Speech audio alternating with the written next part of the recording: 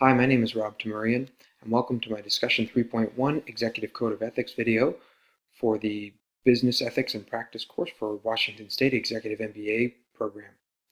The question is whether or not CEOs in business should be subject to a similar code of ethics that our doctors and lawyers are currently bound by.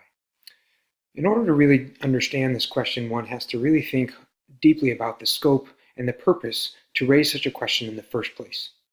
There are obvious fundamental differences between CEOs and business leaders compared with doctors and lawyers and other health-related professions.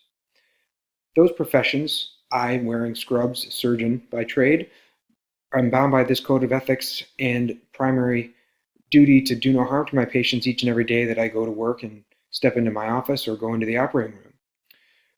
When I carry out my primary daily activities, it's not with the sole purpose of making money. It's with making people better, improving the health and wellness of their life. Or for my lawyer colleagues, it's to help improve the fairness with which we live in modern and civilized societies.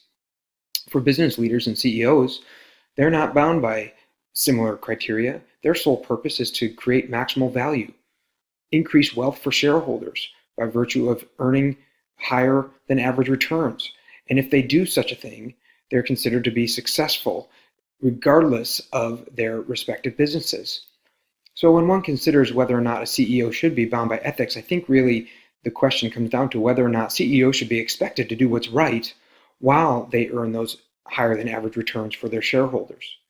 If one considers that question, then I think the answer would be yes. It would be important, especially in modern times where the ability to earn money has become considerably easier when one considers the globalization and modern world economy. So simply earning money for one's shareholders simply cannot be enough to sustain business and business principles moving forward. I think it is critically important that our most prominent business leaders are bound by a certain degree of ethical code or behavior that taps into their intrinsic motivation to do what's right and achieve some degree of greatness. But that greatness should not be achieved as a result of the sacrifice or detriment to others. And so I think that at the end of the day, it would be very, very beneficial to our society as a whole and the fabric of our business world if CEOs and business leaders were expected to uphold some duty to do what's right while they maximize the value for their shareholders each and every day. Thank you for listening.